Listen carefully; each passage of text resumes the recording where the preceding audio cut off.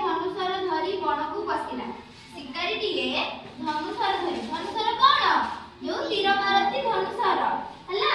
ଧନୁସର ଧରି ବଣକୁ ପଶିଲା ମାନେ ଜଙ୍ଗଲକୁ ପଶିଲା ଶିକାର କରିବା ପାଇଁ, ହେଲା।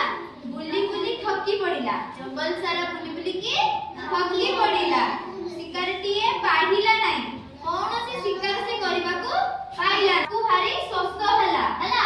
ବୁଲି ବୁଲି ଯେତେବେଳେ ସେ ଥକି ଗଲା, ହେଲା, ତାକୁ ଭାରି ଶୋଷ ହେଲା। ଦେହ ହାତ ଥର ଥର ହେଲା, ହେଲା। ଦେହ ହାତ ତାର କଣ ହେଲା?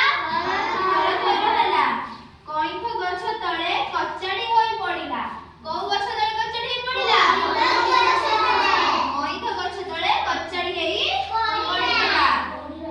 ଶିକାରୀକୁ ଦେଖି ହାତୀ ମନରେ ଦୟା ଆସିଲା।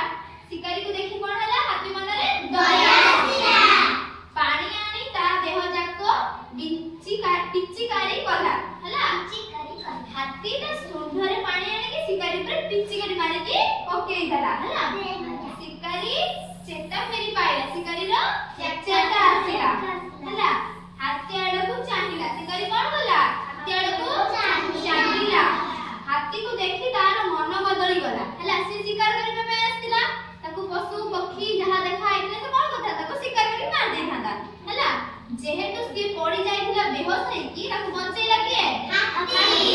ସେଥିପାଇଁ ହାତୀକୁ ଦେଖି ତାର କଣ ହେଲା? ମନ ବଦଳି ଗଲା। ସେ ଧନୁସର ଫୋପାଡ଼ି ଦେଲା। କଣ କଲା? ଧନୁସର ଫୋପାଡ଼ି ଦେଲା। ତାକୁ ଯେତେବେଳେ ହାତୀଟିଏ ବଞ୍ଚେଇ ଦେଲା, ସେତେବେଳେ ସେ ଭାବିଲା କଣ? ହାତୀ ମତେ ବଞ୍ଚେଇଲା, ମୁଁ ଯାହାକୁ